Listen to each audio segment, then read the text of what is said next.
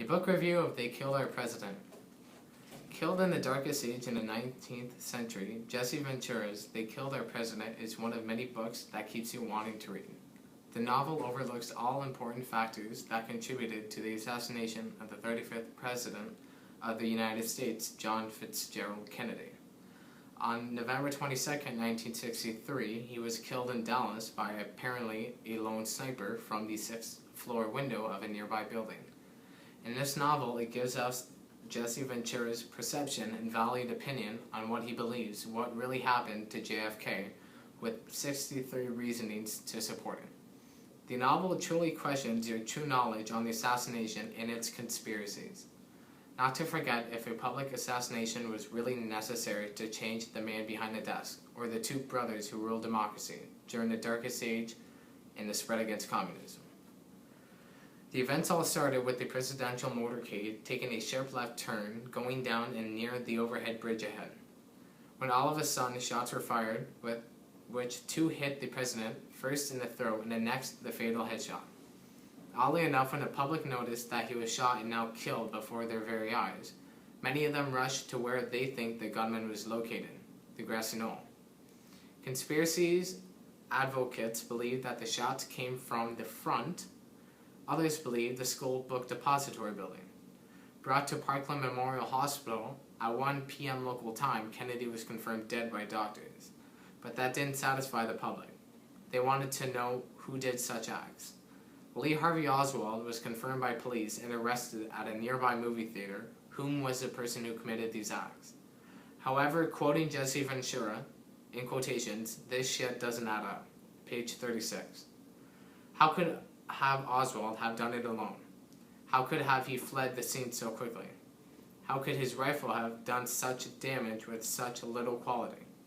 Many of you guys have not knew that Oswald had very good ties with the CIA, technically the American government.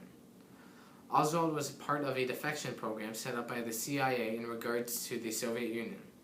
He and others were in a way working for both the democratic and communist governments. You can say that the assassination was a government-planned operation, but in detail, it isn't. Yes, Oswald was part of the Navy and he had experience with rifles, but he wasn't the #1 gunner. In the Texas Book Depository building, a rifle was found. According to investigators, it was Oswald's Italian Manlicha Corsano, MC. According to many professional gunmen, to have pulled an assassination on such a person with a rifle like that would not have been possible. The apparent rifle, the MC, was 2,000 feet per second, but according to the reconstruction scenario teams, when Kennedy was shot, it was near 2,600 feet. It could have been done, but in near 1 in 2,500 chances to have gotten it. Factors such as the angle of elevation, timing, and speed of the presidential motorcade, Oswald could not have been the shooter. Page 45. However, when investigators had arrived at the building, they declared the rifle to have been British. British rifles at that time had an average range of 2,800 feet per second, which could have been the weapon of choice for any trained sniper. It might not have been Lee Harvey Oswald, it could have been his stunt double. Lee Harvey Oswald.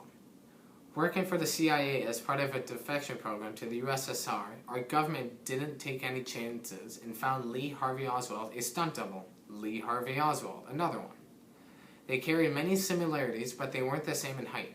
One Oswald was 5'9", and the other Oswald was 5'11". Mariana Oswald, the Russian wife of one of them, noticed that after returning from the USSR, he seemed to have grown and spoke very fluent Russian. Not very many keep growing at the age of 22, and to learn fluent Russian as quickly as he didn't add up. The Russian language has a completely different alphabet than English in pronunciations and grammar. With Lee Harvey Oswald running around, was the right one to kill or not? 2 days after Kennedy was killed, Oswald was shot by Jack Ruby. Jack Ruby, he wanted to give the right impression to the public by killing the killer. It's completely false. Here's why. As ridiculous as it sounds, Oswald and Ruby knew each other. As kids, they grew up together but eventually separated and parted different ways. And author Judith Ferry Baker was very close to Lee Harvey Oswald in her book, Me and Lee.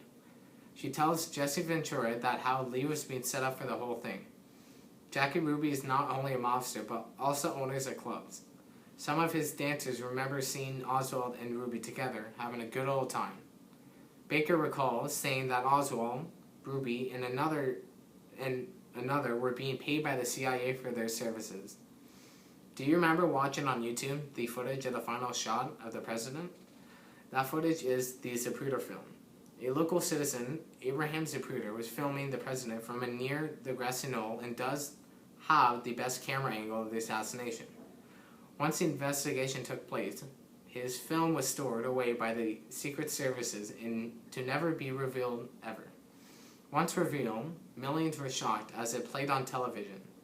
Cruelly, the Secret Service actually altered the original Zapruder film with a method called aerial imaging. So-called original footage isn't even original, with the frames of the headshot were altered to not show as much of the snapping effect of Kennedy's head.